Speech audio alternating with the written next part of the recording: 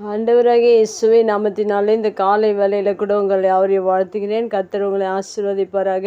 இந்த நாளிலே கூட 1 கொரிந்தியர் 10ஆம் அதிகாரம் 13ஆம் வசனத்தை கூட வாசித்து தியானிக்கலாம். மனுஷருக்கு நேரிடுகிற சோதனையே அல்லாமல் வேறே சோதனை உங்களுக்கு நேரிடவில்லை. தேவன் உண்மையுள்ளவராய் இருக்கிறார்.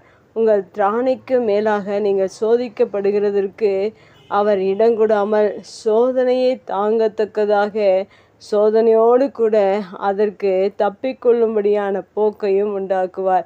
மிக அருமையான வேதவசனம் இது. வேதவசனத்தில் சோதனை என்று அநேக இடங்களில் சொல்லப்பட்டிருக்கிறது.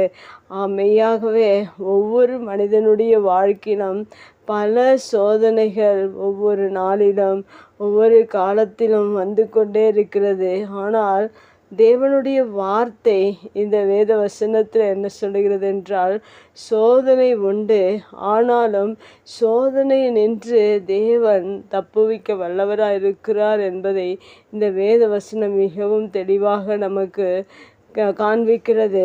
நம்முடைய வாழ்க்கையில் கூட சோதனை வருகிற நேரத்தில் நாம் சோர்ந்து போகாதபடிக்கு இருக்க வேண்டும் என்று தான் கர்த்தருடைய வார்த்தை இவ்வாறாக சொல்லியிருக்கிறது. சோதனை வரும்போது அந்த மனிதன் சோதனையை நினைத்து சோர்ந்து போக தேவையில்லை.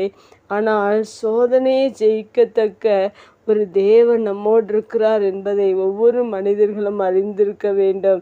அவர் எப்படிப்பட்டவர், எப்படிப்பட்ட குணத்தை உடையவராக இருக்கிறார் என்று இந்த வேத வசனத்தில் சொல்லியிருக்கிறது. தேவன் உண்மையுள்ளவராய் இருக்கிறார் என்று சொல்லப்பட்டிருக்கிறது. உங்களுடைய சோதனையில் தேவன் உண்மையுள்ளவராய் இருந்த அந்த சோதனை நின்று விடுவிக்க அவர் வல்லவராக இருக்கிறார். அதை தான் வேதவசனத்தில் சொல்லப்பட்டிருக்கிறது. தப்பிக்கொள்ளும்படியான போக்கையும் உண்டாக்குவார். அந்த உண்மையுள்ள தேவன் மனுஷனுடைய வாழ்க்கையில் வருகிற எல்லா சோதனைகளிலும் உண்மையுள்ளவராக இருந்து அந்த சோதனை நின்று தப்பித்து கொள்ளும்படியான வழியை தேவன் நமக்கு காண்பிக்கிறவராக இருக்கிறார். அதனால் எந்த மனிதர்களும் சோதனையை கண்டு குழம்பி விடாதபடிக்கு, சோர்ந்து போய்விடாதபடிக்கு இந்த புதிய நாளில் இருக்க வேண்டும் என்று இந்த வேத வசனம் நமக்கு கற்றுக் கொடுக்கிறது. ஆனால் நம்முடைய தேவன் உண்மையுள்ளவராய் இருக்கிறார். சோதனை நின்று தப்பிக்கொள்ளும்படியான வழியை நமக்கு காண்பிக்கிறவராக இருக்கிறார். இந்த வேத வசனத்தில் இன்னும் ஒரு வார்த்தை சொல்லப்பட்டிருக்கிறது.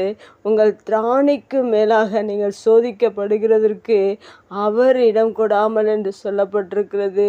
நமக்கு வருகிற எல்லா சோதனைகளிலும் நாம் தாங்கிக் கொள்ளும்படியான பலனையும் தேவன் கொடுக்கிறார். அதற்கு அதிகமாக ஆண்டவர் இடம் கொடுக்கிறதில்லை. தேவன் நம்முடைய வாழ்க்கையில் பெரிதான காரியங்களை, ஆபத்துகளை, அநேக சோதனைகளை கொடுத்து நம்மை துன்பப்படுத்துகிறவர் அல்ல. மனுஷருடைய வாழ்க்கையில் நேரிடுகிற எல்லா சோதனையிலும் தேவன் உண்மையுள்ளவராக இருந்து தப்புவித்து அது அதிகமாக போகாதபடிக்கு அதற்கு இடம் கொடுக்கவில்லை என்று சொல்லப்பட்டிருக்கிற இந்த வேத வசனத்தின்படி நம்முடைய வாழ்க்கையில் வருகிற எல்லா சோதனைகளிலும் தேவனை சார்ந்து, அந்த உண்மையுள்ள தேவனை சார்ந்து வாழ கற்றுக்கொள்ளும்போது மெய்யாகவே நம்முடைய வாழ்க்கையில் வருகிற எல்லா சோதனையிலும் தேவன் தப்பித்து கொள்ளும்படியான வழியை நமக்கு கொடுத்து ஒரு வெற்றியுள்ள வாழ்க்கை வாழ தேவன் உங்களுக்கு உதவி செய்வார். இந்த வேத வசனத்தில் தேவன் உண்மையுள்ளவர் என்பதை அறிந்து தேவனை நாம் தொடர்ந்து அந்த உண்மையுள்ள தேவனை பற்றி கொள்வோம்.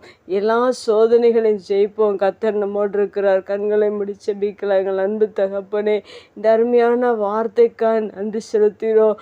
ஒவ்வொரு மனிதனுடைய வாழ்க்கையிலும் சோதனைகள் உண்டு, ஆனாலும் தேவன் நீர் எங்களோடு கூட இருக்கிறதற்காக நன்றி.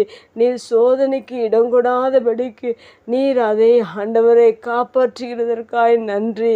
மிகுதியான சோதனைகள் எங்களை ஆட்கொள்ளாதபடிக்கு நீர் அதை ஆண்டவரை தடுத்து நிறுத்துகிறதற்காக நன்றி. அந்த சோதனை நின்று நாங்கள் தப்பிக்கொள்ளும்படியான வழிகளை எங்களுக்கு வைத்திருக்கிறதற்காக நன்றி செலுத்துகிறோம். அப்படிப்பட்ட சோதனையில் வாழ்ந்து கொண்டிருக்கிற அநேக பிள்ளைகள் உண்டு. அவர்களுக்கும் இந்த வேத வசனத்தின் பிரகாரம் தப்பிக்கொள்ளும்படியான வழியை நீர் போக்கை உண்டு பண்ணுகிறதற்காக நன்றி செலுத்துகிறோம். நீர் உண்மையுள்ளவராக இருந்து அவர்களுக்கு உதவி செய்கிறதற்காக நன்றி செலுத்துகிறோம். இயேசுவின் நாமத்தில் ஜெபம் கேளும்.